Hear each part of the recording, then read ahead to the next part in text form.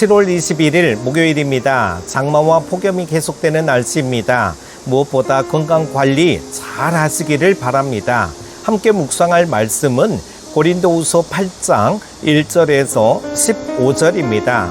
형제들아, 하나님께서 마게도냐 교회들에게 주신 은혜를 우리가 너희에게 알리노니 환난의 많은 시련 가운데서 그들의 넘치는 기쁨과 극심한 가난이 그들의 풍성한 연보를 넘치도록 하게 하였느니라.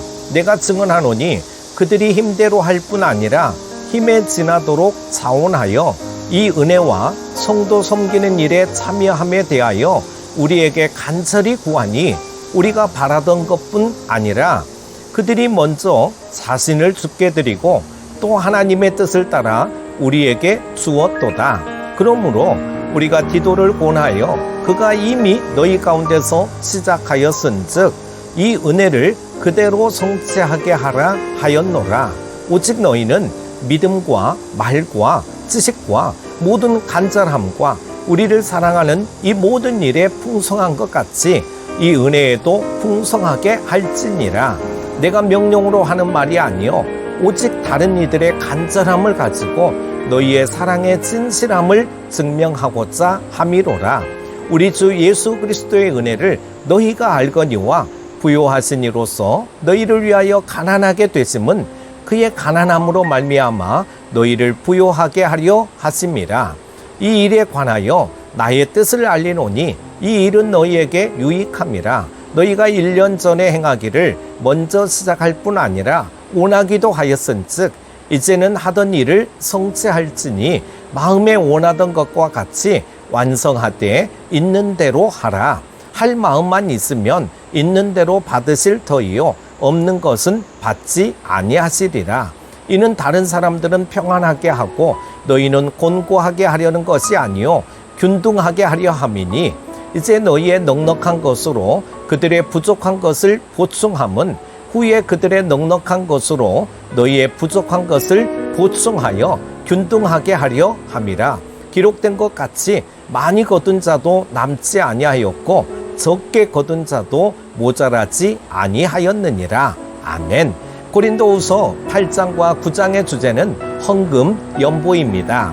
고린도 교회 성도들이 잘하는 부분도 많았지만 헌금 생활에 있어서는 좀 문제가 있었던 것 같습니다. 헌금에 대한 인식이라든지 헌금을 하는 태도가 썩 모범적이지 못했습니다. 그런 면에서 헌금 생활에 있어 모범적인 사례로 마게도냐 교회를 소개하면서 고린도 교회도 다른 것뿐만 아니라 헌금 생활에 있어서도 모범적일 것을 부탁합니다. 약속했던 헌금을 이행할 것을 조심스럽게 촉구합니다.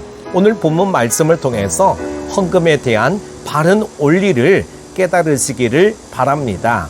먼저 1절 말씀, 여기에서 마게도냐 교회에 주신 은혜라는 단어가 나오는데 마게도냐 교회가 하나님께 받은 은혜는 어떤 은혜입니까?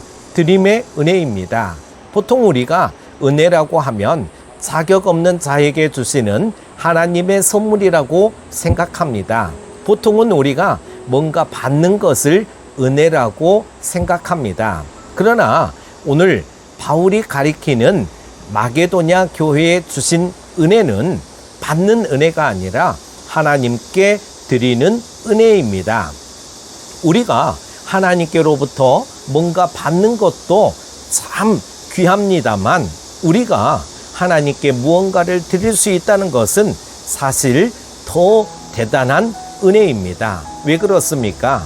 이제 그만큼 받는 수준을 뛰어넘어 드리는 수준으로 성숙했다는 것이기 때문에 그렇습니다. 우리도 어릴 때 부모님께 용돈을 받지만 결혼하고 성숙하면 도리어 용돈을 드리지 않습니까? 사랑하는 큐티 가족 여러분, 드리는 게 은혜입니다.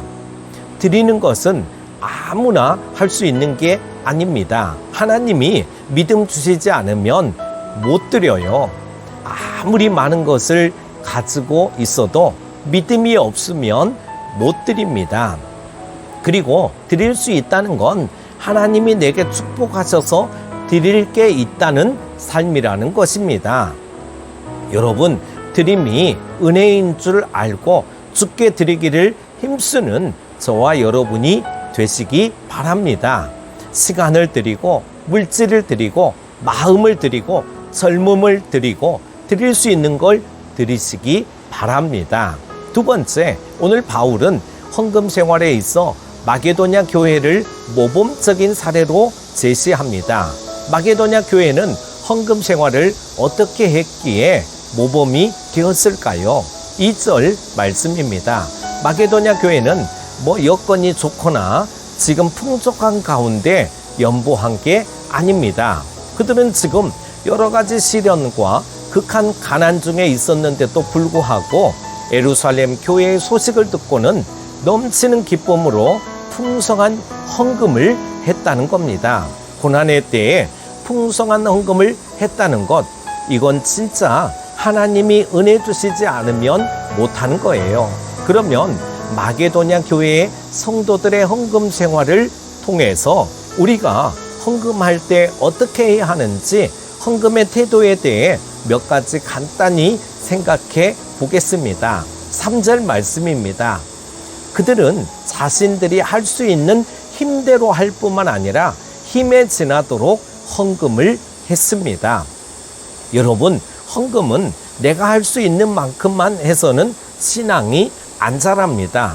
내가 할 수 있는 만큼 하는 건 은혜 입은 자로서 당연한 것입니다. 그러나 조금 힘에 지나도록 헌금을 하는 건 그건 내 믿음을 보이는 것이고 나의 믿음을 자라게 하는 것입니다. 루터는 신앙생활을 제대로 하려면 먼저 돈 지갑이 회개해야 한다 그랬습니다. 또 헌금을 드리되 자원하여 헌금을 드렸습니다. 누가 시켜서 억지로 어쩔 수 없어서 누군가의 강요에 의해서 헌금한 게 아닙니다. 인색함으로 드린 게 아닙니다. 바울이 예루살렘의 형편을 말했을 때 그 마음에 주님이 주시는 감동하심을 따라서 스스로 자원하여 주님께 드렸다는 것입니다. 이것이 바로 주님이 받으실 만한 헌금입니다. 따라서 헌금은 인색하면 안 됩니다. 후하고 넉넉해야 하는 것입니다. 왜냐하면 하나님이 우리에게 주시는 은혜가 넉넉하기 때문에 그렇습니다. 오늘 마게도냐 교회는 자신들이 넉넉할 때 부재 헌금을 하지 않았습니다. 여전히 시련과 어려움 가운데 있는데도 불구하고 성령의 감동하심을 따라 기꺼이 주님께 드렸다는 것입니다. 세 번째, 마게도냐 교회의 드림의 은혜는 여기서 끝나지 않습니다. 5절 말씀을 보면은요, 먼저 뭘 드렸습니까?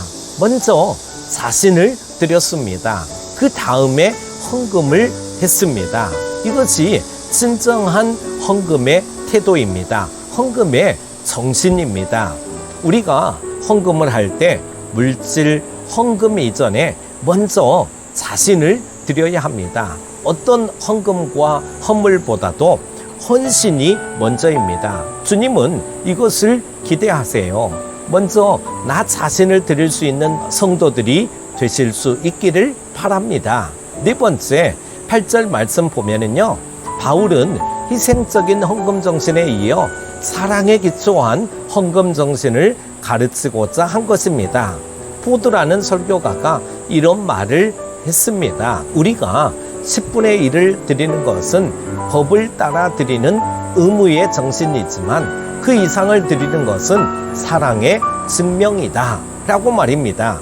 헌금도 사랑의 정신을 따라 해야 합니다. 어떤 경우에는 우리가 굉장한 희생을 하면서도 사랑의 정신으로 하지 못할 수가 있습니다. 그래서 바울은 고린도전서 13장 3절에서 내가 내게 있는 모든 것으로 구제하고 또 내 몸을 불사르게 내어줄지라도 사랑이 없으면 내게 아무 유익이 없느니라 라고 한 것입니다.